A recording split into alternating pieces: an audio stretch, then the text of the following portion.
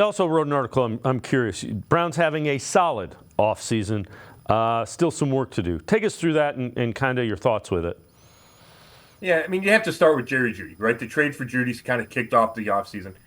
I think the trade, and I'm sure we've talked about it, was a no-brainer. You give up fifth and sixth round picks for a former first rounder, talented guy, still young.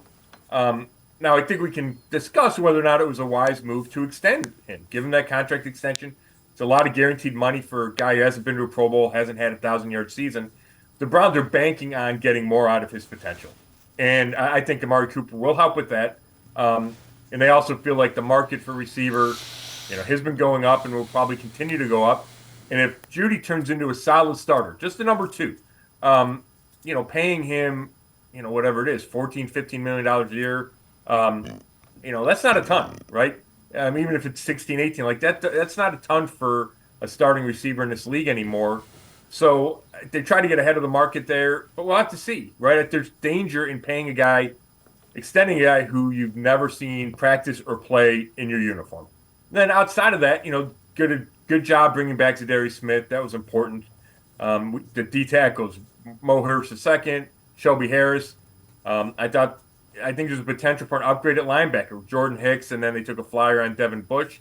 To me, where the work is left is maybe one more D tackle, a young guy. I could see him taking a D tackle at 54, chance to be a difference maker, bring some youth into that room, and then the other position that stands out to me, and maybe it's just me, but I don't think they have a number two behind David Njoku.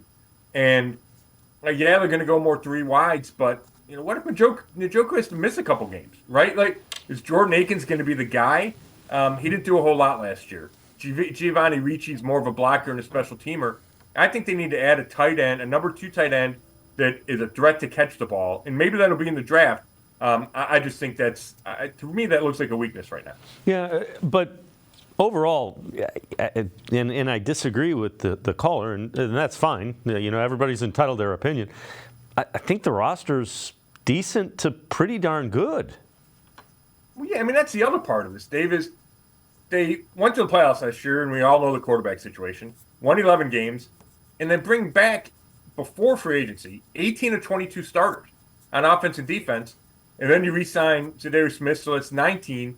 There wasn't a whole lot of heavy lifting for Andrew Berry to do. So, yes, he could have made a splash at D tackle with Christian Wilkins, but he wasn't going to pay him. I think he got $25 million a year, right? It was 28. 4 years, 110. Yeah, I mean, that's a ton of money. They weren't going to pay that. So I just, Jeudy to me is a little bit of a splash, and that kind of fits where the Browns are from a roster perspective and from a salary cap perspective.